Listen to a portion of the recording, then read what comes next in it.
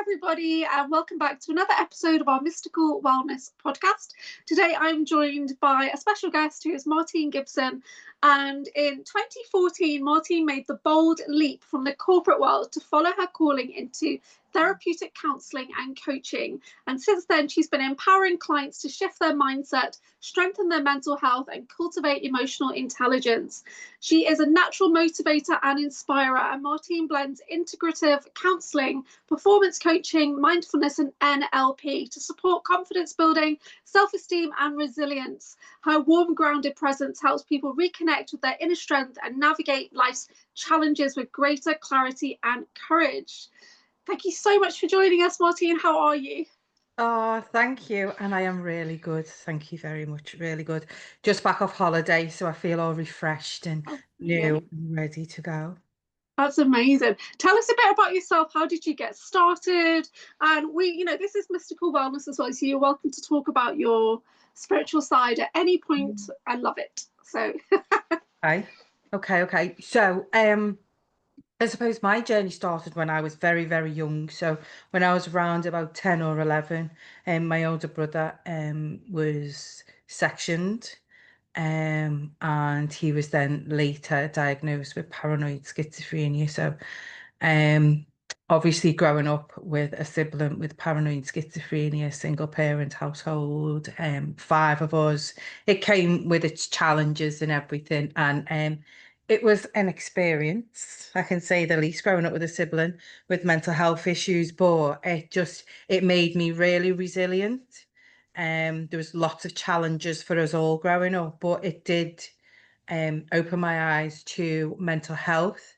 Given the experiences that I encountered growing up, there was like a knock-on effect with me. I didn't have a very good level of self-esteem and confidence growing up.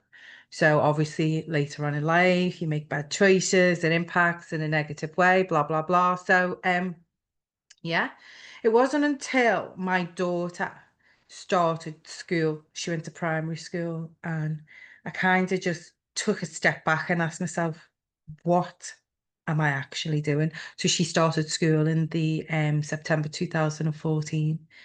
And it was just like, what am I actually doing with my life? What am I teaching my daughter? So I left my job. And I remember somebody asking me, what are you going to do? So I said, I'm going to train to be a counsellor, just going half a day a week. And they said, but you're leaving, you're walking out of your job. And it was just like, yeah, I'm all or nothing. And then he said to me, how are you going to feed your kids? I was just like, what a question to ask. But yeah, so I yeah. did. I graduated on my 40th birthday, so I was a Wow. bloomer, which was a really good experience. Started my business in 2020 because I was so afraid to start the business, like no confidence and Mm, very dubious about it. So it took me a few years of volunteering as a counsellor before I started my business, and I still remained a volunteer as well, even though I started my business. brilliant. So yeah, I've always done a little bit of that. And then yeah, so 2020 I started my business and it's just grown from there and it's grown Mm, direction. So not only am I a therapeutic coach is what I like to call myself because I blend coaching, counselling, mindfulness, yeah. NLP practices. I actually devised a series of workshops during COVID um to help people in like a mass scale. So to do like face-to-face and online workshops, and the workshops are based around emotional intelligence. So it's looking at your self-awareness, understanding and managing your emotions, your confidence, your self-esteem, managing your stress, all those different things. Mm. And so yeah, it's been a journey and it's been a ride. Um, what else? I've got two kids. I had a baby at 43. Like a baby. Yeah, but we reconnected and I'm like, what? I know. Who does that? Who has a gap of Amazing mums do that. Amazing amazing mums. mums do it? Yeah. I had a baby. Yeah. But yeah, so in a nutshell, that's me on one side. Mm, Yeah, spirituality side, I am very, I like to think of myself as being spiritual, and I think obviously it's a journey like everything else. And yeah. the older I'm getting, the better I'm getting at quieting the outside noise. I've got better access to the volume Mm, and, well, the dial, should I say? And as mm, dialing down, the mm. spiritual side is dialing up. So that's been it's been a really good journey. So explain, what is integrative counselling? I find that even hard to say. So Yeah. So it's, some people call it integrative, but I think the correct pronunciation is integrative. okay, integrative. Okay. So you know the way people have a modality of counselling. So you can have person-centered counselling, you can have psychodynamic counselling, you can have CBT, you can have all different styles like focused, solution focused therapy, and so integrative is a blend. So I have a core model which is person-centered. But over a 4-year period, we didn't just do person-centered, we did CBT, we did psychodynamic, we did existentialism, we done all different types of counselling theories. So it's enabled me to have a bigger toolbox. So it's enabled, you know, the way if you were to go to somebody who just specifically does CBT, that's all you can get from them. Whereas integrative counsellors have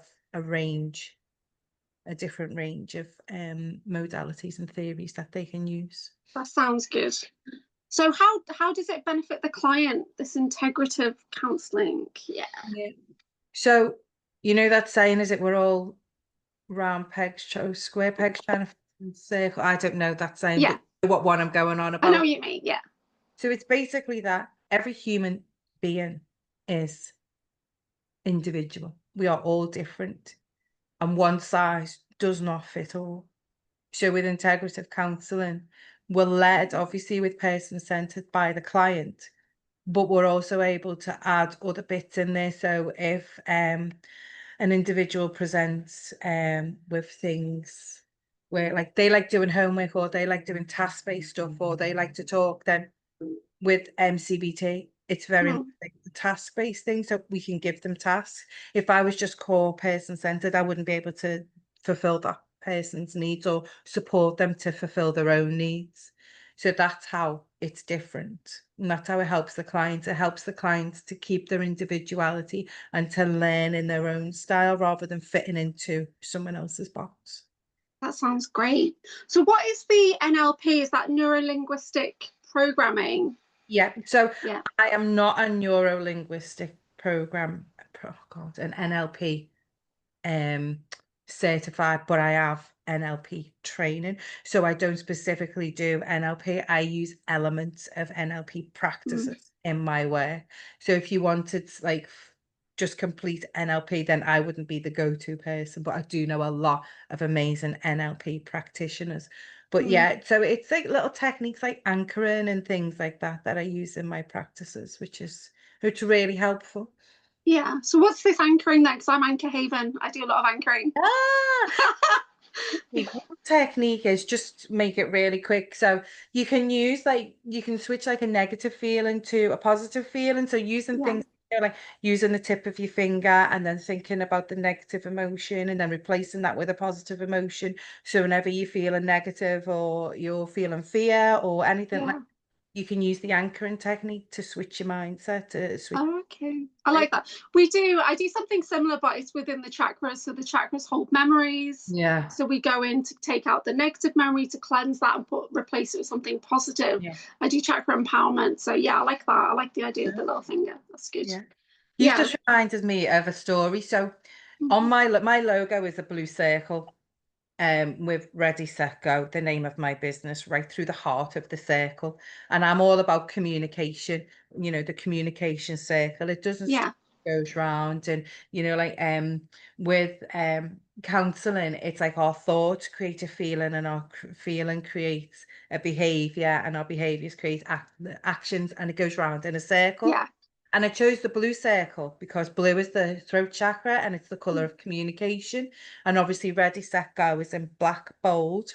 Obviously, black for me because, you know, keeping my identity as a black woman strong, and Ready, Set, Go because the theory behind Ready, Set, Go is when you're ready, I'll get you set and then off you can go. So it was Ready, Right. Set, Go.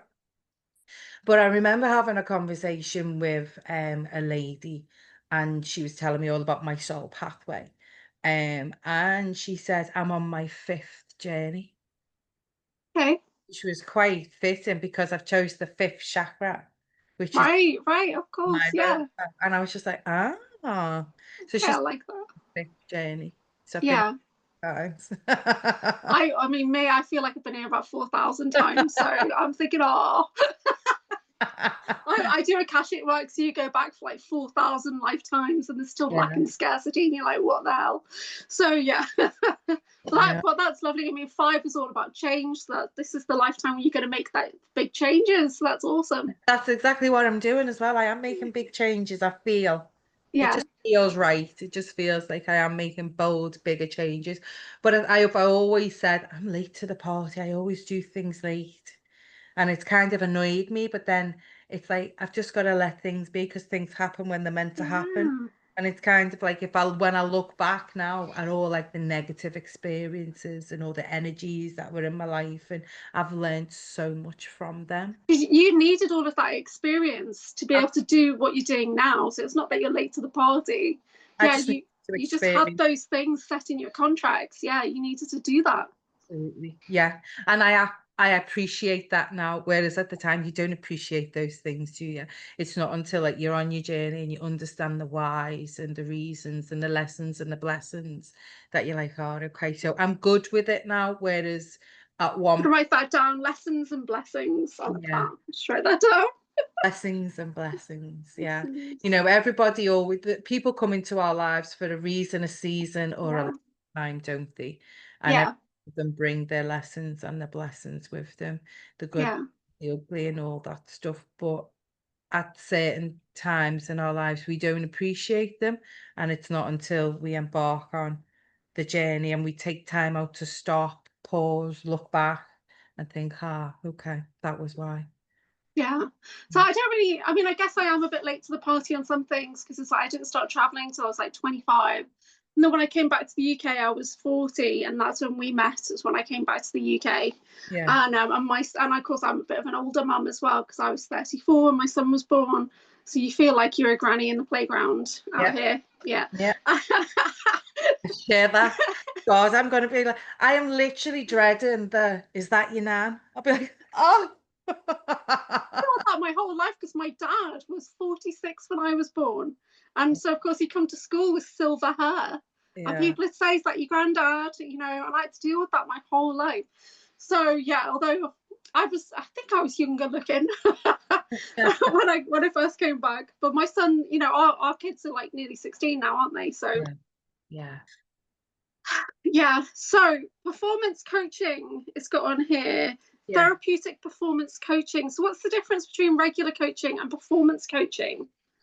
So there's no real difference. It was just the name of it's all about for me, it's all about your personal performance in life.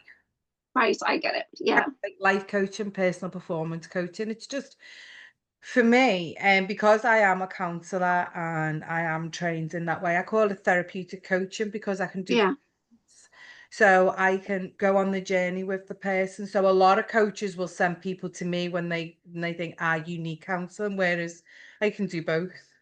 yeah, Someone comes to me for coaching, great, but then 9 times out of 10, it's always therapy they need. Some people don't; they just need coaching through a certain part of their life. But yeah, yeah, so it's all about a person's personal performance in life, what they're choosing to do, and that can be professionally, in a relationship, going to get a job, anything. yeah. What's the some of the biggest mindset blocks people are coming to you with, do you reckon? Um, so a lot of the work I do, believe it or not, is neurodivergent. It's not something I've decided, right, I'm going to specialize in this. It's Hmm. just something that has organically happened. So most of my clients do have ADHD and or Yeah, autism. Because obviously ADHD is comorbid, it never comes alone, it comes with something, which is unfortunate, but it does. Anxiety, depression, OCD, intrusive thoughts. overthinking, like unhelpful thinking habits is a lot of the things that I work with. Yeah, there's so many different things that I've been working with, but the biggest thing is confidence and self-esteem. That's the Yeah, thing that I'm finding. yeah. And it's huge because a lot of people think that self-esteem is your confidence, and it's not. It's absolutely not. And it's a really important thing. Am I okay to describe the difference? Because Yes, please, it's yeah. going to be helpful. So your confidence is situational, Mm, and it's a skill, and it's something you can train to be. The more practice you do at it, the better you get at it, the better you build it. So your confidence is different. It's like riding a bike. It's like one of the most basic things I use is presentation.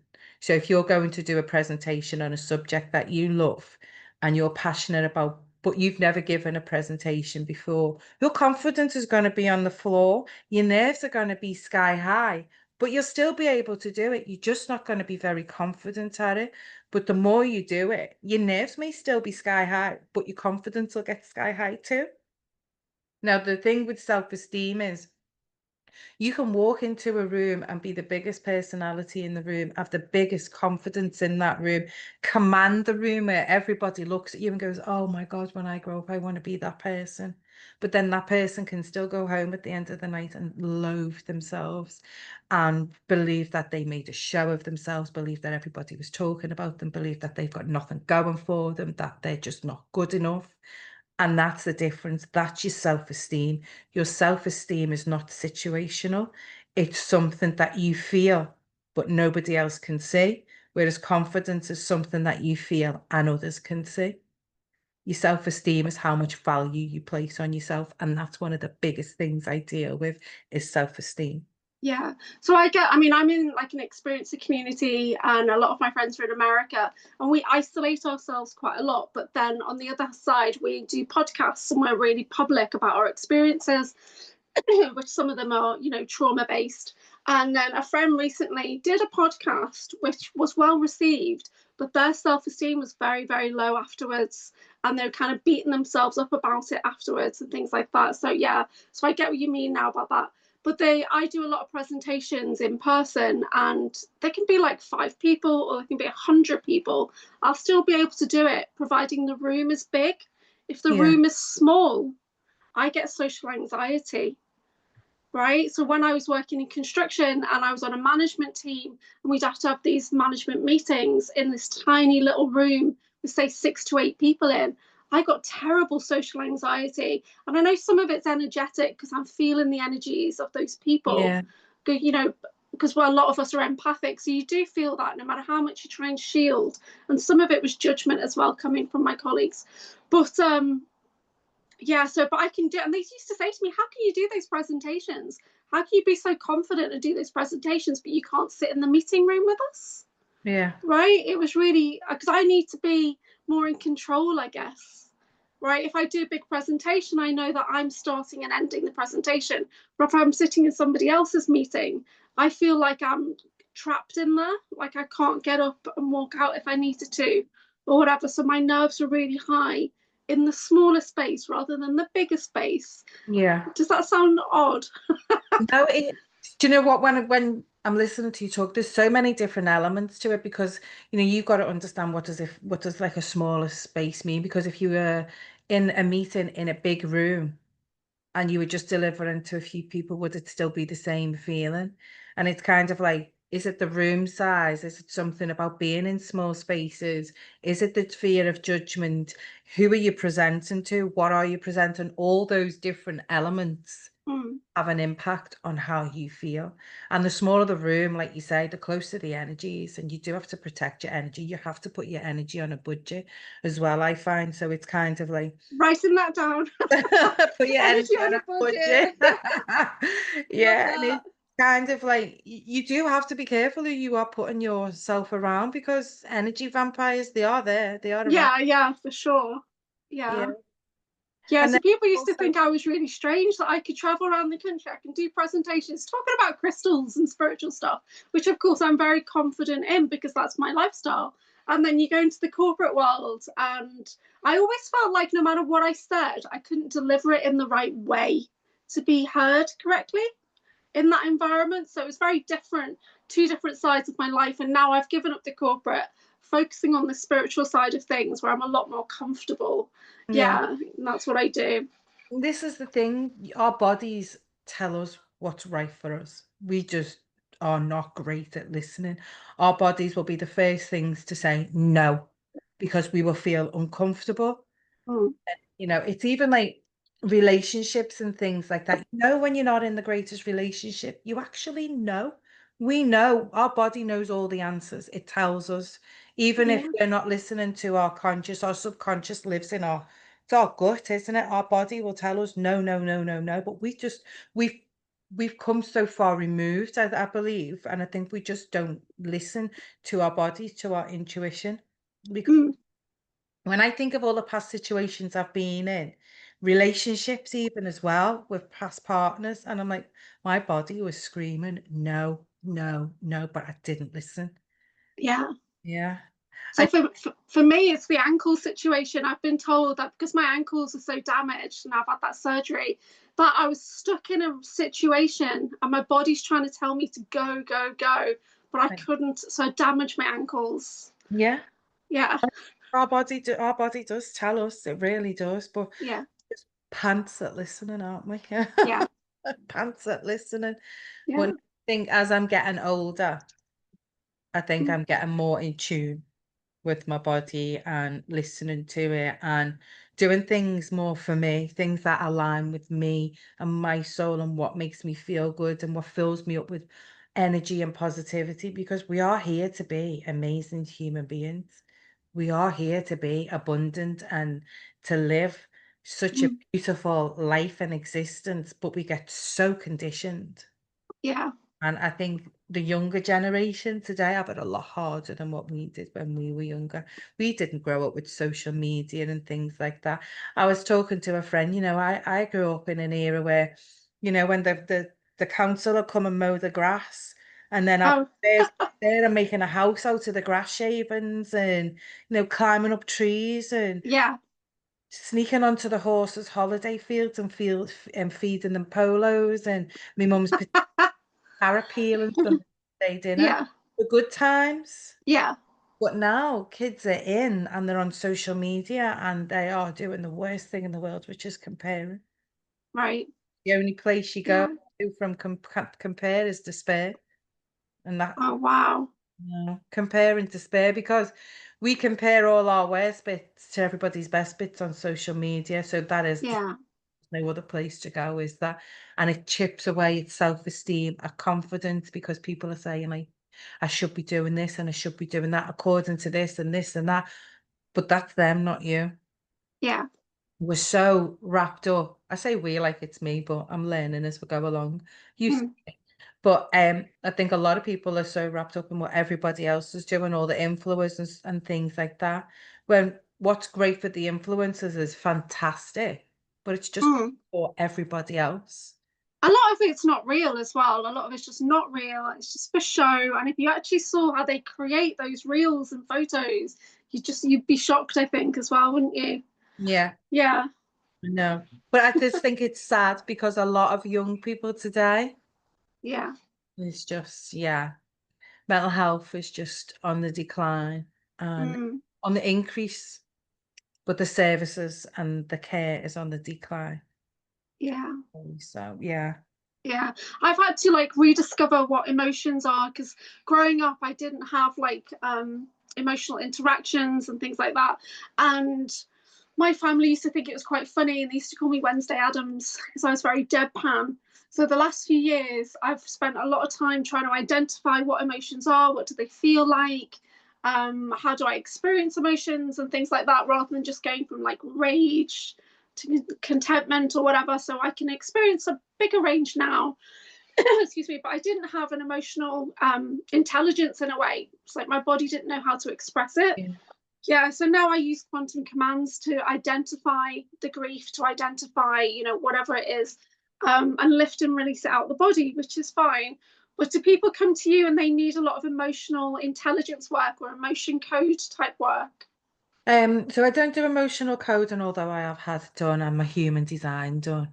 But when it comes to emotions with me, I look at the programming, how people, the relationship people have with their emotions or the lack of relationship. So every emotion, the body has we have seven basic human emotions.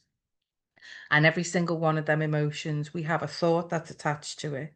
We have a feeling in our body that's attached to it. And we have a behavior that's attached to it. And what we sometimes don't do because we're so disconnected from our bodies and we're stuck in our heads that we just literally don't understand the relationship, the thought, the feel, and the behaviors and everything that we have with a particular emotion. And we can't name it. We don't know what it is, and that's the big struggle. I don't know how I feel. I don't know what's going on. I just feel numb. I'm feeling overwhelmed. It's because they're feeling something. They just can't name it. They don't know what it is. The power in naming your emotion is phenomenal. If you were to just let's say you're in a confrontation and you're feeling angry, overwhelmed, flustered, you're feeling rage, but you don't know what it is you're feeling. You're feeling so overwhelmed. Your body, you know what happens with overwhelm, your body just shuts down, your brain protects you, and off it goes. But if you were to just turn around and say, do you know what? I'm feeling really angry right now. Just doing that has so much power. You don't give the other person or the situation your power. You hold on to it because you've owned it. I'm feeling angry. It's my anger and I'm frustrated. I need to do something with it. It helps you to keep hold of it and to take a step back and to process it. The power in that is phenomenal. But the amount of people that are unable to do that, it's sad. It really is sad. I definitely wasn't taught how to deal with my emotions, and my household was quite aggressive when I was growing up. So there was a lot of frustration and a lot of victimization, I think. So, yeah, not good. I was actually talking to a lady the other day, a guest, about human design, and I'm a 6'2". So I had to just find out what that was again. I'm a role model slash hermit. Me too. Are you really? I'm a 5'2". So It's a I'm a five heretic two. slash hermit. So I'm or isn't it? The Yeah, heretic slash hermit. Yeah, Ooh. so it's the first one is how you see yourself or how other people see you, and then the second one is how you see you. I'm not too sure because I didn't go too much into it, but I just thought it was quite funny that we're both hermits. Yeah. But do you know what's funny? My daughter, she's a 5'2", exactly the same as me. So Oh, she's wow. taking a hermit, yeah. I need to check my son because he's probably going to be the same as me because he spends all his time in his room. He's a gamer. He doesn't really talk. Yeah. Occasionally there'll be a bit of a grunt or whatever, and then sometimes he just like shouts at me for no reason. And then because I'm deaf now, I like he says to me, "Why are you shouting?" I'm like, "I'm not shouting. I'm just trying to make sure you can hear me." Oh, bless. No, I know. So, I'm a hermit, and I think with hermits we just like our homes. Our homes are our safe space. It's where we come yeah. to recharge, and we can't be around too many people too much because it just our energy is. Whilst we've got lots to give, we do have to protect it, and we do have to be in our safe space to Mm, re-energize. So lots yeah. of sage, lots of crystals, lots of palo sand, so safe space, lots of love. Yeah. Careful who we allow in.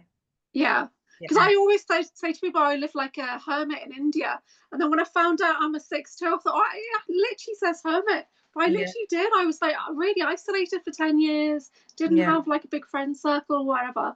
And then my partner at the time, we used to live apart for 5 years. We lived apart, so I just had my own space, and it was Yeah. brilliant. So good. This is the thing. It's funny though, because you're saying you used to live apart. I had my partner was 10 years and we lived apart. Yeah, there's Literally. definitely something to it, Oh especially for gosh. women. I really Yeah. think, yeah. Absolutely. It's so important to stay true to who you are, Mm, and learning about your human design and things like that. Yeah. It just helps you to align and to understand yourself a lot more. Because I believe mm, if you don't understand yourself and you don't understand things around you, it's just everything is just confusing, isn't it? And yeah, everything is fear. and fear just doesn't make great decisions. So once you understand who you are and how you are, I think that's really important. Mm. Or maybe the what you are. Yeah. I have this conversation a lot. I don't know whether this is too deep, but I'll let you Go know. on. Yeah. So I, you know, so when from what I've been learning and things like that, our soul chooses our bodies. So I always think if we've got a soul that's chose us, so our body, our Mm. soul, then I always say, who am I? Who am I? Yeah. What am I? Yeah. Maybe is it a who? Is it a what? Because there's Yeah. soul in me Yeah. and there's this body. Mm. Who am I? Who's this Martine speaking? I always have Yeah. to say, where did I come from? Who am I? If I'm not my soul or my soul is part of me, then what is me? Who am I? Yeah. That is That's a something great question. that Yeah. I question all the Yeah. time. And it's the journey I'm on. I'm just trying to be still just to find out Yeah. who am I? So What is who is I do access consciousness work, and one of the questions we were asked on the last course I did was, is the body in the soul or the soul in the body? yeah. But when you think of it, when we go to the next, this is average 85 years, the Yeah. body, the physical in this realm. We go on to a next one. I Mm. really believe there's something. Energy doesn't die, it changes. No. This is energy. Once we're cooked, as they say, that physical thing, we Yeah. cook like chickens type of thing. Once our body cooks, it stops working. But what happens to the energy? Where Yeah. do I go? But where does my soul go? What Yeah. happens? Are they separate or are they one? Because if the mind and the body and the soul and everything is all connected, then what happens when this physical stops working? Does this disconnect and go? But what is this? Yeah. Because it's like me, myself, and I. Yeah. I'm See, just, my perspective is a bit different because I'm on like a galactic journey. So I know that my soul is split into many, many different versions of me. So they're still me, even because they've got that essence of my soul. So for me, I kind of am my soul, but I'm a creator being. That's how I see it. So we're all just fractals of that divine source energy, which yeah, sent out like soul bubbles or something to go, and the body is within the soul bubble, right? So it gets a bit weird because I have a lot of clones and things that I'm discovering, but each clone has got like a drop of my soul essence. So when yeah. that clone dies, I call back that soul essence into this being here. So it's getting weird. It's What getting is weird. it? No, it's not. It's great. I love conversations like go So down. I'm like massive, and there's multiple versions of me. And I've seen myself as a galactic creator being. I had a crystal therapy experience, Yeah, and I've talked about it a few times. But I was doing crystal therapy. I think I was on master level or level 3 or 4, and we've done this crystal grid with really like high vibrational crystals, and my mind split. So there was a version of me on the table, but there was a version of me that started to portal. So my eyes were blinking and everything. And it started off, I was just lying there and I was thinking, well, this is shit. I'm not seeing anything or whatever, thinking I was hoping for a vision.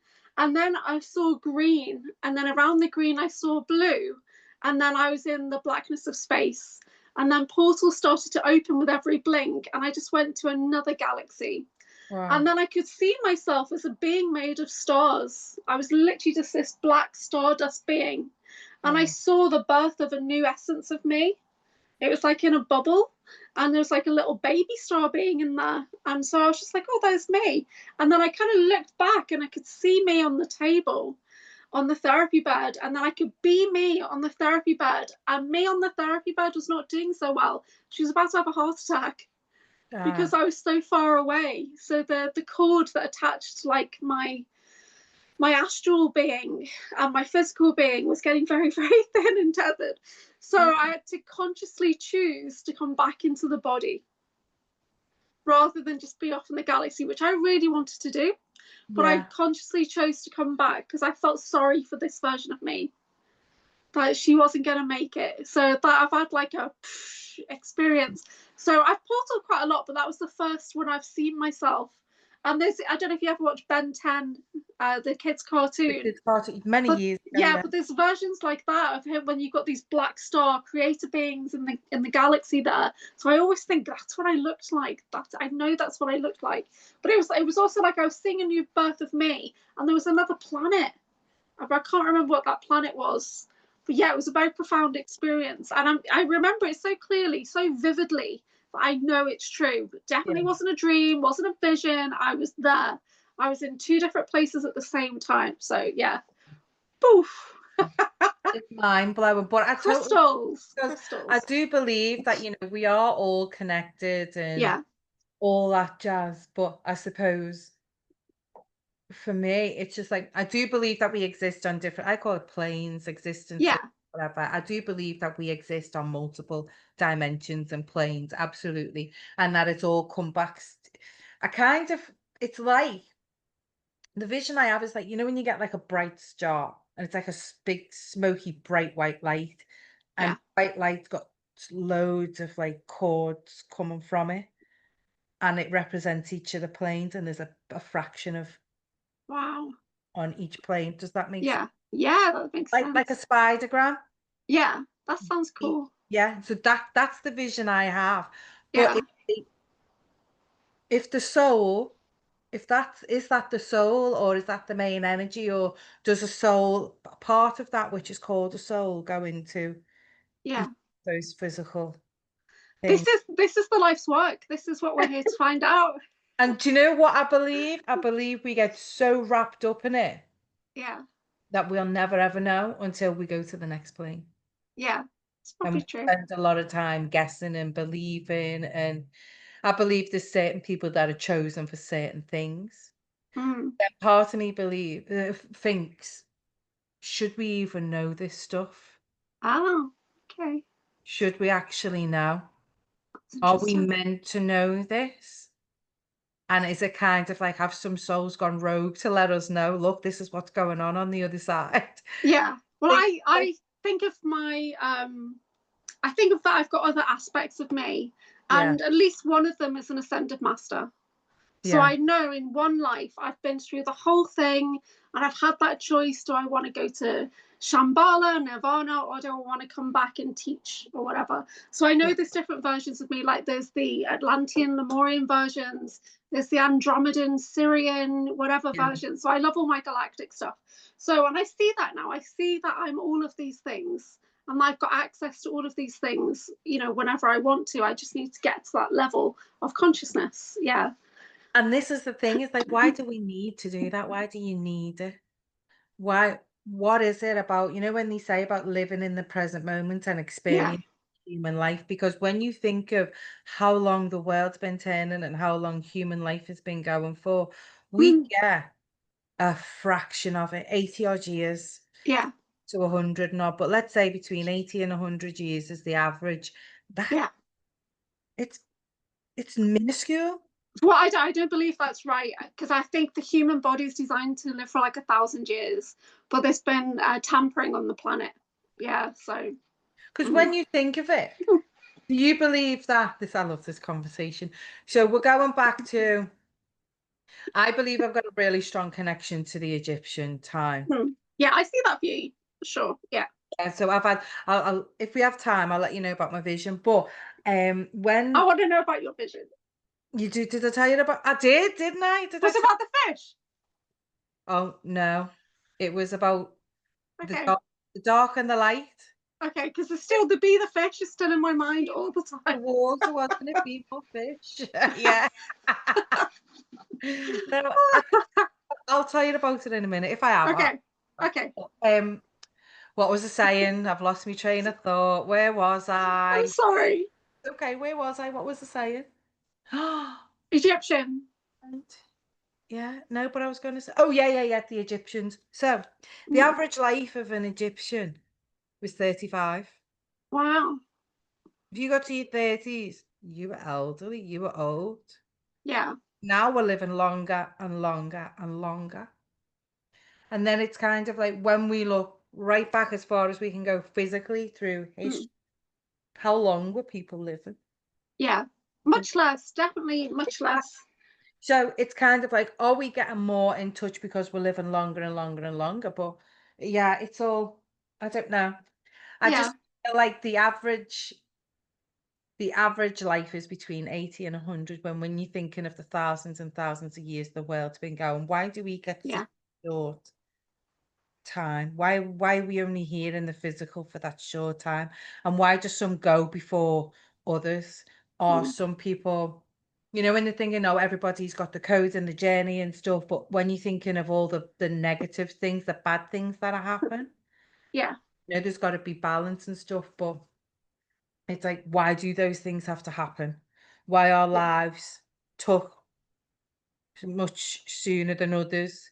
Is it because they fulfilled their mission, their journey, mm, their purpose, or and then we think about like free will and all. So the conversation could go on and on and on, but we will never ever know until yeah, we get to the next bit. That's what I. yeah. That's true. That's true.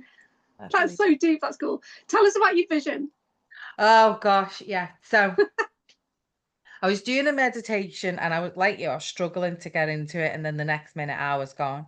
Yeah. So my safe space in my vision is walking down a country path, like a little wired fence either Mm. side, big hill one side, and a big massive oak tree the other. Have you ever seen the Shawshank Redemption where Yes.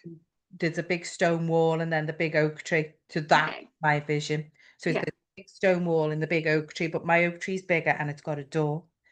When I went through the door, it was dark. It was circle. It was completely dark, but I could see like a soft light towards some stairs.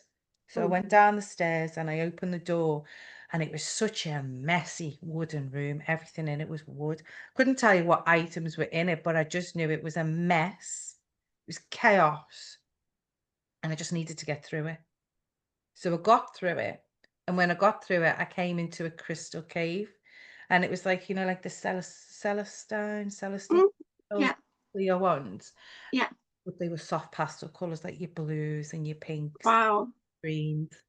And then there was a throne, a crystal throne. And I had to sit on it, but I had to take my shoes and socks off. I couldn't wear anything because the feet of the throne was in water. So I was sitting there on this throne with all these like a crystal cave, and the water was like a bluey green, clear Mm. bluey green, but there was a big, massive, bright white light, and it was calling me. So no me, I answer right into the bright light and swam through. And then as I come up, I came up and I was an Egyptian queen. I was dressed in all white and gold.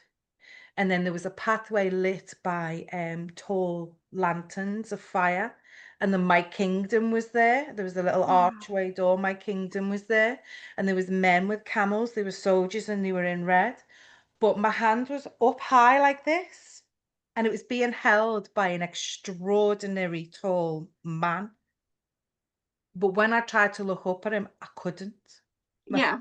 my body wouldn't move. I really wanted to see him, but I couldn't. But I knew the man was about 10 foot tall, about 9 or 10 foot tall. He was Mm. super big, and I knew it was a man. And then I just remember feeling an energy pulling me to the left. The man had hold of me on the right. And when I turned round, I saw the pyramids, but it was dark. It was night. And I seen this person just standing there looking at me. The next minute, I was that person in the dark, and I could see me, Mm. my gold and white and gold, but I could see the man.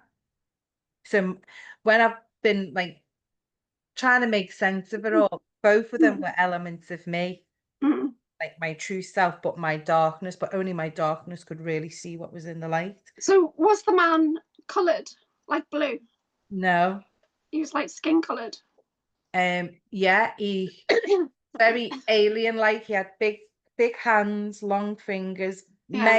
man, he had a red cloth. That was all he had. And then he had gold, Wow. gold, gold.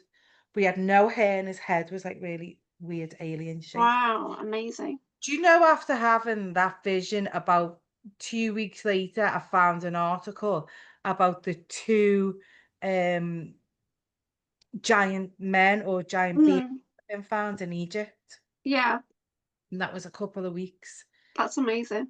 My vision, I know. So that's definitely a past life, don't you reckon? Definitely a past life. Yeah, Yeah. yeah, yeah, yeah. Yeah, It amazing. was weird how my darkness could see everything, but and especially the man. There was something to do with the man. My Yeah. darkness could see him, but me, I Mm. couldn't. And I remember he guided me up to the path to my kingdom, and then he went. And then as I turned my head like that, I seen a little boy running down, but I couldn't go in. I just could put my head in and look. And it was Wow. lit by little tiny wooden lanterns. But when I looked, I just seen a little boy running down. Wow, that's amazing. Mhm. Still Amazing. trying to figure it out. Yeah. Still trying. Tune into the emotions of how you felt in it. Yeah. God. I know. Yeah. Very empowering. Mm. I didn't feel fear. There was wonder and curiosity when I was looking back. I was thinking, who is that? But, Mm. but I suppose when I was the other person, I don't know, did I feel a little bit of jealousy maybe? Of you're there and I'm here in the dark. I don't Yeah. know. Maybe, I don't It's know. like your shadow self. Yeah, Mm. yeah, yeah. I know. Lots of deep Interesting. work to be done there, Yeah, isn't that's so cool. it? So I'm gonna go, but I'm gonna ask you a question. So what tools or practices do you use to support your own well-being to avoid burnout? Okay, so to Mm. avoid burnout, I have a really, um, I'm really good with boundaries. I have a clinical supervisor that I see every month. And I've been seeing her since I started practicing, even as a trainee practitioner. And she was really, really good with me with boundaries. So I hold my boundaries. Don't get me wrong, sometimes I can overdo it. I'm human, we all do it. Mm. But I have a really set structure and routine, especially since having the baby. So obviously I'm a business owner and I work 3 days a week. So I've got those 3 days where I do business only. On the other days, it's no business. I may check emails, but it's kids, it's shopping, Yeah. it's doing what I need to do. So that's one way I keep um good structure. The second thing is I allow myself to have some downtime. So when I cut off, I'm just me. So if I wanna, like watch a little bit of Netflix, I'll chill, I'll do it. Meditation as well is really good for me. Sage, I love sage, clearing the energies. Um, what else? There's loads of different things like my environment. I believe that your environment is really, really important. So if you've got a lot of clutter and a lot of things around you, it yeah, it's no good. Yeah. I allow myself a shit Mm. drawer. You've Okay. Just got one drawer. just one drawer. Just one drawer.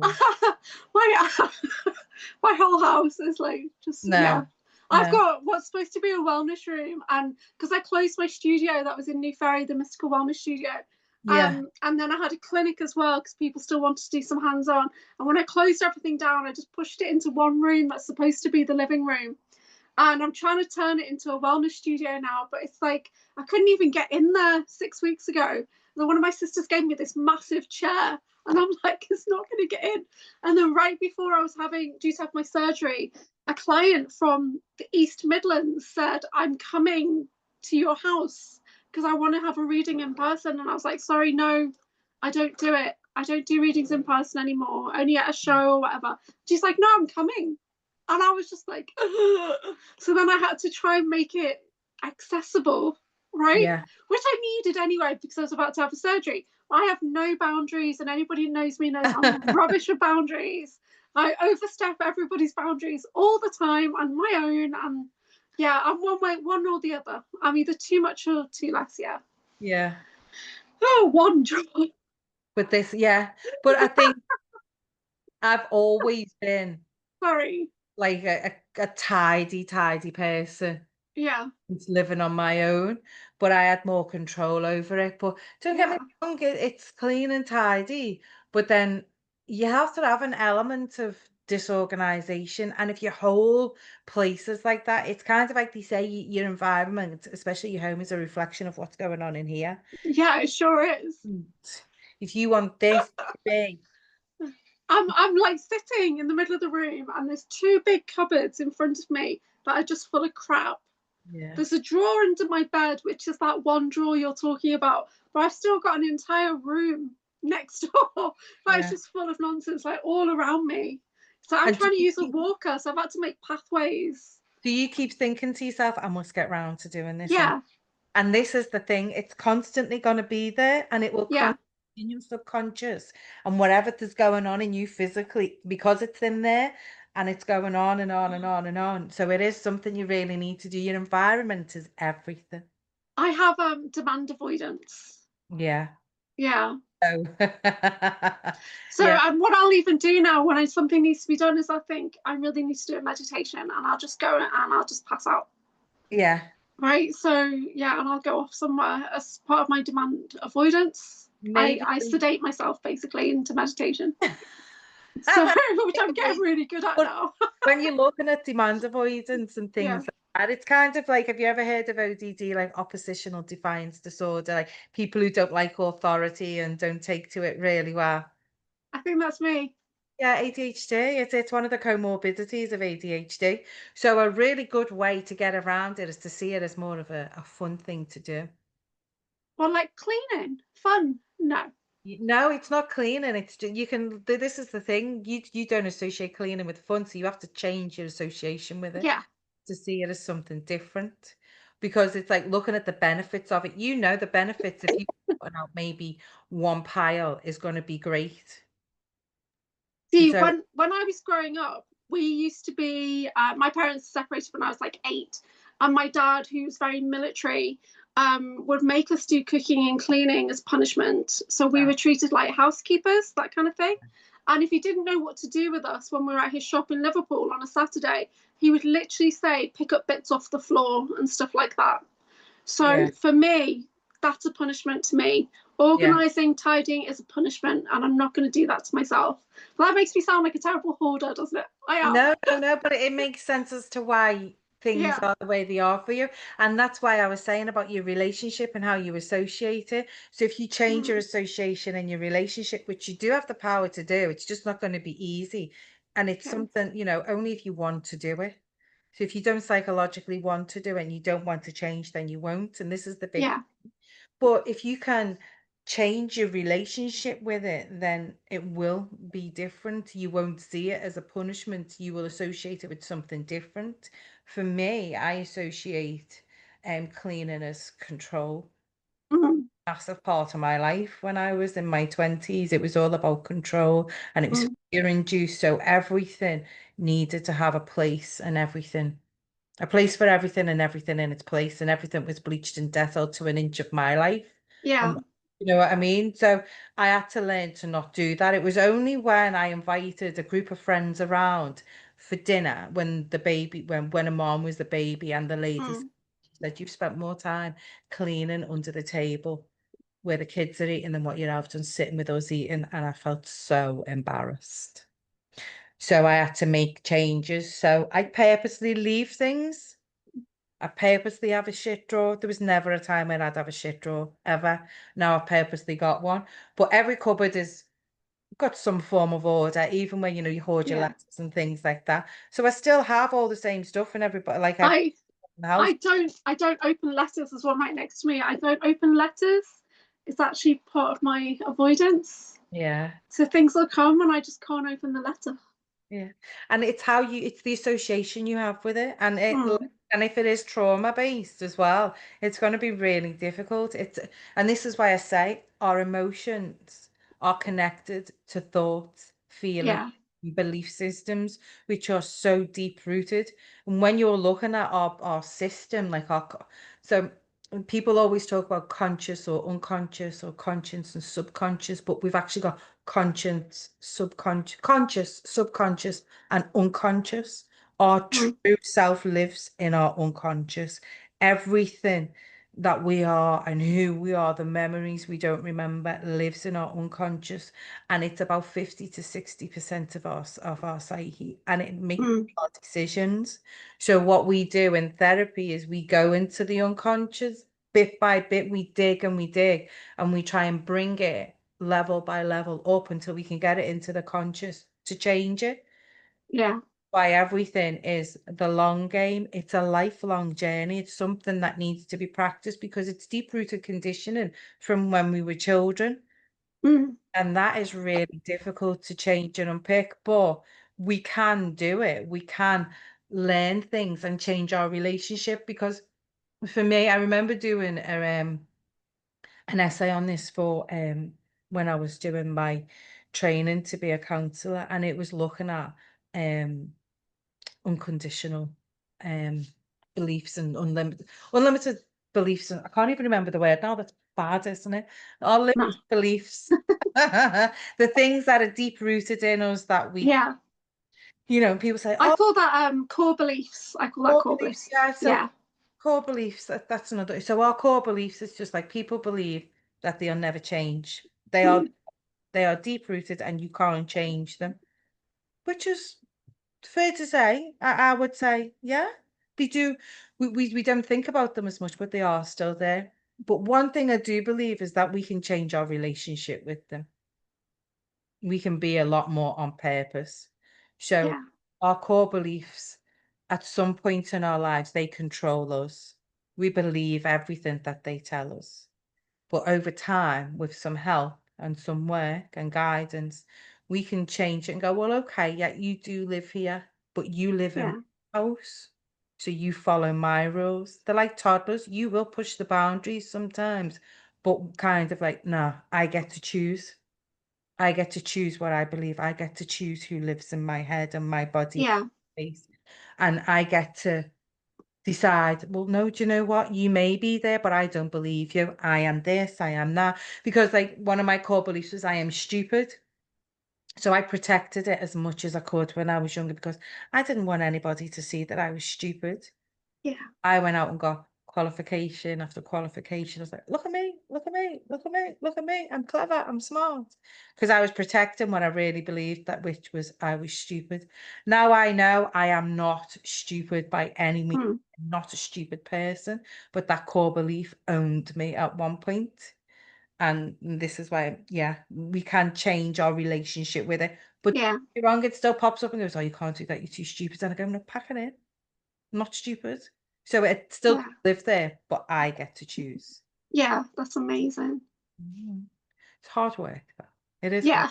but it can be done. Mm. Just like your relationship with your, Mess. yeah, if you've got your mess, yeah. But I'm this, protecting myself with my mess. but Yeah. you are though, that's exactly what you are doing, is you're protecting yourself because who wants to be punished and hurt? Because that's Yeah. what you associate cleaning with. So why would you do it? Exactly. Exactly the point. Exactly. Why would you do it? Why would Yeah. anybody in that situation that you've experienced clean and tidy? It's just like, no, you wouldn't because it's No. harmful. It's trauma. Yeah. So changing your relationship with it will help you to do it. But you've got to be ready and you've got to want to do it. And that's the key. Yeah. Being ready and wanting to do it is the key. Still working on that, but I am challenging some core beliefs that I have at the moment, which are related to my guidance team, and which I was doing that yesterday, and because I'm trying to move away from having external guides and to just connecting with versions of me, basically my higher selves and different aspects of me and stuff. So yesterday I actually did surrender a connection that I had with a guide that I made when I was 7, which was Merlin. And I've always loved Merlin. I've always Yeah. considered him to be like a grandfather figure for me. And then I started to really realize maybe these connections are getting a bit corrupted. Maybe they might not be in my highest best interest right now. So yeah, so I'm questioning everything right now. Yeah, something's changing. I'm having a big shift. Yeah. Yeah. I think there is a big going on. Oh Really. yeah. Is it the Lionsgate? Lion? Oh, the Lionsgate's kicking my bum. It really is. Yeah. Well, Um. we have to give ourselves time to experience it though and not to force Yeah. and just to be. Because for me, I don't remember my childhood. So I've started to dig into my childhood and discover that there's other things that went on that I wasn't aware of. Yeah. So, and some of it was trauma bonding. So I'm trauma bonded with somebody in our community. And then we have a therapy group, which is like a galactic therapy group, with Misha Johnston. And I was writing down all these weird things that had happened to me recently, targeting things. And I just allowed myself to write down trauma twin. And I just had this massive emotional reaction. And my heart opened and allowed me to acknowledge that, yes, I've been trauma bonded with somebody, Yeah. which is quite a big thing to admit.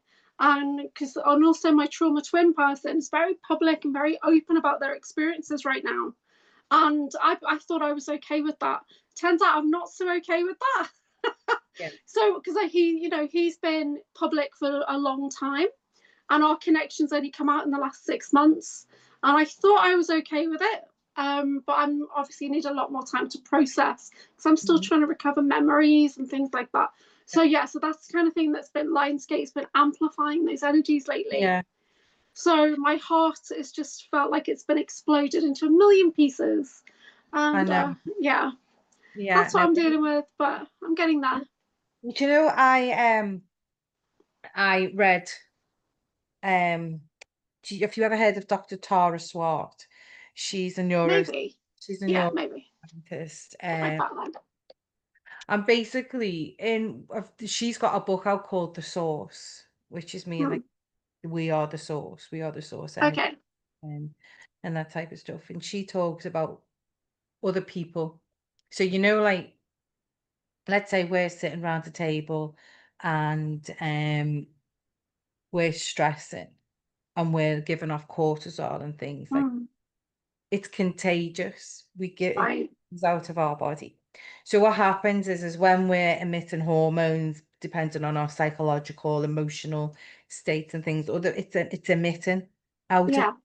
and that thing like attracts like and opposites attract and things like that. Mm, But she says about people, we always meet people at the same psychological trauma. mm, So like attracts like at the same level of psychological trauma that we've been at. So when we meet people, they're always at the same level of psychological trauma. However, some people grow, and if the other person doesn't grow with you, then you leave them behind. And then you both could grow, but you grow in different ways. So there's that separation there. But it's interesting what you're saying about the trauma bond, and now you're growing and seeing something different and experiencing something different. It may be exactly that. You are growing, you are evolving, because I do believe we are here to evolve. There is something massive about evolution within us, learning, growing, and doing all those things. But maybe this person isn't doing it in the same way as you, and that's why. And it does come with the lessons and the blessings, doesn't it? yeah. Because Yeah. even though we might be very similar and went through the same similar things, we're very different perspectives on those things. Yeah, Yeah. so that makes sense. Yeah. Yeah. And Yeah. that's it, isn't it? And again, it's just like we experience these things for a reason. Mm, Not nice when we're going through it, and sometimes we don't see the lessons or the blessings till afterwards. yeah, that Done what makes we need sense. to do with it.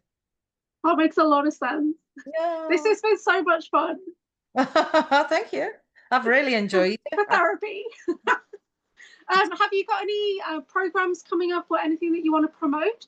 I have just recently opened up a community interest company. So at the moment, head is down and I'm firing on all cylinders to really get a program like written Mm, and a plan of action and a strategy to move forward. So yeah, I've kind of disappeared and gone into the hermit phase for a bit, but I'm okay. okay with that because bigger things will come from it.